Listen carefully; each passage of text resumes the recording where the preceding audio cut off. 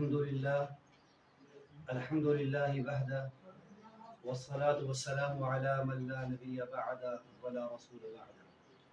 أما بعد فأعوذ بالله من الشيطان الرجيم بسم الله الرحمن الرحيم وتعاونوا على البر والتقوى آمنت بالله صدق الله المولانا العظيم وبلغنا رسوله النبي الكريم الأمين جسے چاہا در پہ بلا لیا جسے چاہا اپنا بنا لیا جسے چاہا در پہ بلا لیا جسے چاہا اپنا بنا لیا یہ بڑے کرم کے ہیں فیصلے یہ بڑے نصیب کی بات ہے لائق صدر احترام معززین و سامعین محترم بڑے ہی خوش کن اور پرمسرت لمحات ہیں کہ اس وقت ہم سب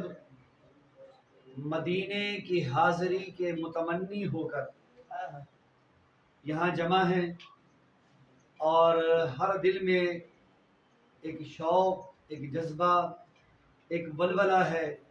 کہ شاید آج مدینے کے مسافروں میں میرا بھی نام آ جائے اور اس یقین کے ساتھ بھی بیٹھے ہیں کہ آج نہیں تو انشاءاللہ آنے والے کل میں آنے والے مہینے میں ہماری بھی باری آنی ہے اور انشاءاللہ ہمیں بھی مدینے کی حاضری نصیب ہونی ہے میرے دوستو، آج کے اس پرفتن دور کے اندر آج کے ان پرآشوب حالات کے اندر جبکہ مہنگائی کا جن بوتل سے باہر نکل چکا ہے اور ایک افراتفری کا عالم ہے، ایک شریف آدمی کے لیے ایک سفید پوش کے لیے دو وقت کا کھانا بڑا مشکل ہو گیا ہے۔ ان حالات میں مدینے جانا اور مدینے کا تصور کرنا ایک بہت دور کی بات نظر آتی ہے۔ ہاں، آقا جس پر کرم فرما دیں وہ بات اور ہے، لیکن بظاہر یہ ایک بہت مشکل کام نظر آتا ہے۔ لیکن میں مبارکباد کے پیش کرتا ہوں جناب قاری محمد ضمیر معصومی صاحب اور ان کی تمام ٹیم کو کہ جنہوں نے اس مشکل معاملے کو بڑے آسان طریقے سے حل کر دیا۔ 2500 روپے یا 5000 کہہ لیں یا 10,000 کہہ لیں، یہ کچھ بھی نہیں ہے۔ 2500 روپے تو یوں کہہ لیں کہ ہمارے ایک بچے کی مہینے کا جیب خرچ ہے، جس طرح معاملات چل رہے ہیں۔ اور اس 2500 روپے میں اگر مدینے کی حاضری نصیب ہو جائے تو اس سے بڑی سعادت ہمارے لیے اور کوئی نہیں ہے۔ یہ یوں سمجھیے کہ اللہ پاک نے ایک وسیلہ بنایا ہے قاری ضمیر صاحب کو میرے اور آپ جیسے لوگوں کی مدینے حاضری کے حوالے سے، کہ جو نہیں جمع کر پاتے، جو نہیں جا پاتے، بلکہ اس دور میں تو سوچنا بھی ایک محال بن گیا ہے کہ نہ ہمارے پاس 2، 2.5، 3 لاکھ روپے ہوں گے اور نہ ہم جا پائیں گے۔ ان حالات کے اندر اگر کوئی آپ سے کہے کہ آپ 2500 روپے میں آپ جو ہے نا 2,500 میں آپ مدینے جا سکتے ہیں تو یہ ایک نعمت متبرکہ سے کم نہیں ہے، یہ ایک سعادت سے کم نہیں ہے۔ اور اللہ اکبر، جب ہم بات کرتے ہیں عمرے کے حوالے سے، کعبۃ اللہ کی حاضری کے حوالے سے، مدینہ منورہ کی حاضری کے حوالے سے، تو ایک بہت بڑی سعادت ہے، بہت بڑی سعادت ہے۔ نبی کریم صلی اللہ تعالی علیہ وسلم نے ارشاد فرمایا وفد اللہ ثلاثہ، اور دوسرے مقام پر فرمایا کہ ضیوف الرحمن ثلاثہ، کہ 3 لوگ جو ہیں وہ اللہ کے مہمان ہوتے ہیں، دنیا کے اندر بھی اور آخرت میں بھی۔ 3 لوگ اللہ کے مہمان ہوتے ہیں۔ آقا وہ کون سے لوگ ہیں؟ فرمایا کہ پہلا بندہ ان میں سے الغازی، وہ بندہ کہ جو اللہ کی راہ میں جہاد کے لیے نکلے اور اسلام کی خاطر، نبی کے دین کی خاطر، اللہ کے نام کی خاطر دشمنوں سے مقابلہ کرے، کافروں سے مقابلہ کرے اور انہیں واصل بجہنم کر کے وہ واپس لوٹ آئے۔ فرمایا کہ وہ اللہ کا مہمان ہے۔ سبحان اللہ۔ وہ جب تک رہے گا اللہ کا مہمان رہے گا کہ اس نے بڑا کام کیا ہے کہ اللہ کے نہ ماننے والوں کو واصل بجہنم کیا۔ پھر نبی کریم صلی اللہ تعالی علیہ وسلم نے فرمایا کہ دوسرا بندہ والحاج،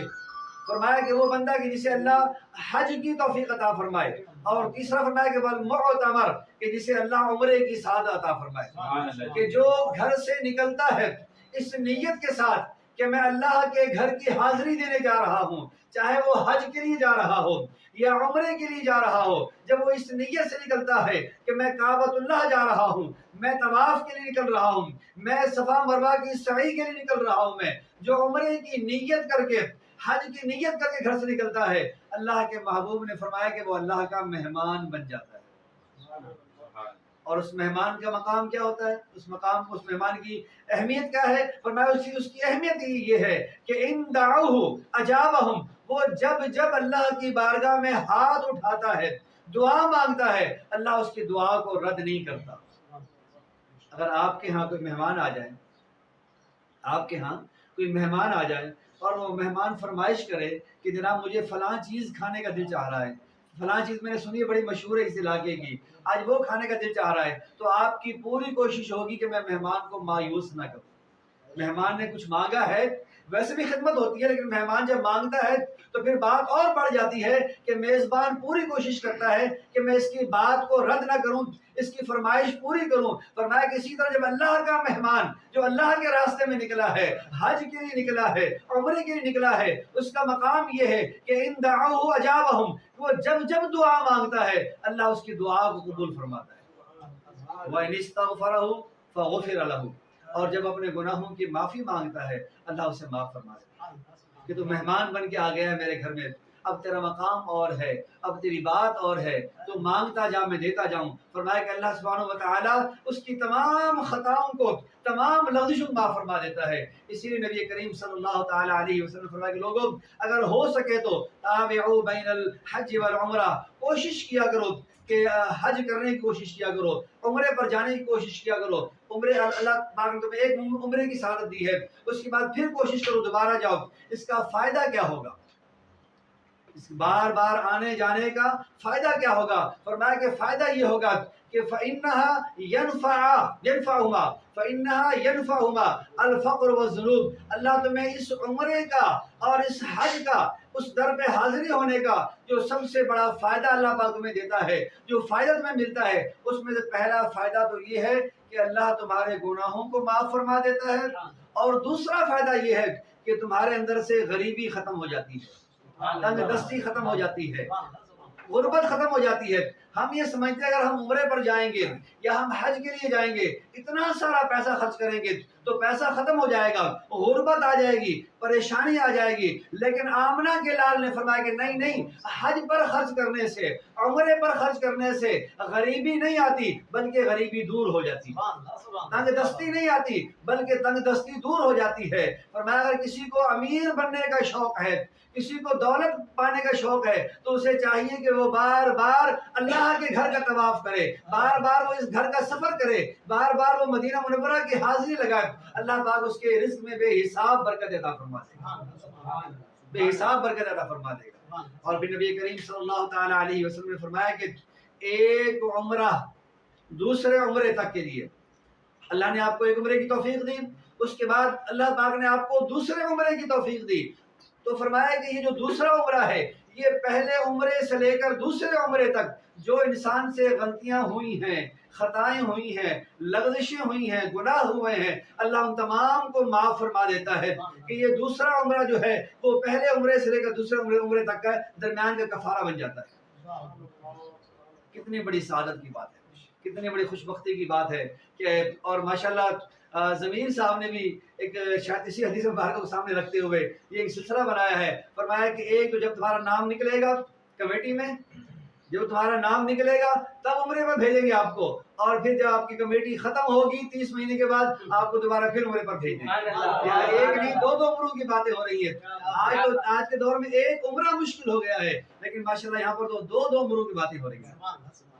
کتنی بڑی سعادت اور خوش بختی کی بات ہے میرے دوستو. آج ہم دنیا کے معاملات میں تو آگے بڑھتے ہیں، اگر ہمیں کہیں سے تھوڑا سا معلوم چل جائے کہ وہاں سے ہمیں 2 پیسے کا بینیفٹ ہو سکتا ہے، 2 روپے کی ہمیں انکم ہو سکتی ہے، تو ہم سارا دن وہاں لگا دیتے ہیں. اگر ہمیں کہیں آٹے کا تھیلا مل رہا ہو 2 روپے کم میں یا فری میں، تو ہم سارا دن وہاں لائن میں لگنے کے لیے تیار ہیں، ساری پریشانی بھگتنے کے لیے تیار ہیں، لیکن ہم اس راستے کی طرف نہیں آتے. یہ ایک سمجھیں کہ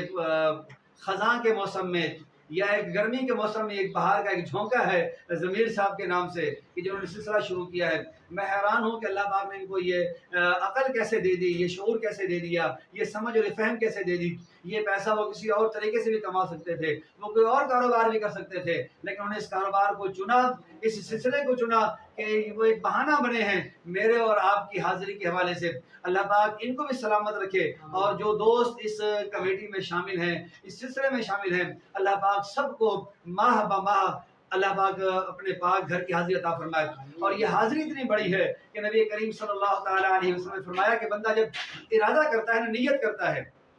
اس گھر کی زیارت کی، عمرے کی نیت کرتا ہے، اللہ سبحانہ و تعالیٰ اسے ایک ایک قدم کے بدلے میں نیکیاں عطا فرماتا ہے. ایک ایک اٹھنے والا قدم جو ہے وہ اس کے گناہوں کا کفارہ بنتا ہے. اور جب یہی بندہ جب پہنچ جاتا ہے اور اللہ کے گھر کا طواف کرتا ہے، فرمایا اس طواف کرنے والے کو اللہ سبحانہ و تعالیٰ ایک غلام آزاد کرنے کا ثواب عطا فرماتا ہے. حضور نے فرمایا کہ سنو، جو غلام آزاد کرے اللہ کے نام پر، کیا اللہ اسے جہنم سے آزاد نہیں فرمائے گا؟ جو اللہ کے نام پر غلام آزاد کرے اللہ اسے جہنم سے آزاد نہیں فرمائے گا. فرمایا اللہ اسے جہنم سے آزاد فرما دیتا ہے. اور پھر بات یہی ختم نہیں ہوئی، بلکہ فرمایا کہ جب وہ عمرہ کرنے والا، جب وہ حج کرنے والا جب صفا مروہ پہنچتا ہے اور صفا مروہ کی سعی کرتا ہے، تو پھر 1 2 نہیں، اللہ سبحانہ و تعالیٰ اسے 70 غلاموں کو آزاد کرنے کا ثواب عطا فرما دیتا ہے. یہ اتنی بڑی سعادت اور خوش بختی ہے، اور اللہ پاک نے ایک وسیلہ بنایا ہے قاری ضمیر معصومی صاحب کو. میں دل کی عطا گہرائیوں سے شکر گزار بھی ہوں اور آپ کے لیے دعا گو بھی ہوں کہ اللہ سبحانہ و تعالیٰ اس سلسلے کو اسی طرح جاری و ساری فرمائے کہ اس بہانے سے میرے جیسے لوگ سفید پوش لوگ جو ہیں وہ کم از کم اس بہانے سے مدینے کی حاضری کا شرف حاصل کرتے رہیں گے. اللہ پاک آپ کے اس عمل کے اندر، اس کام کے اندر استقامت عطا فرمائے، اور حاسدین کی حسد سے اور شریروں کی شرارت سے اللہ پاک آپ کو محفوظ معمول فرمائے، تاکہ سلسلہ یوں جاری و ساری رہے. وما توفیق الا باللہ.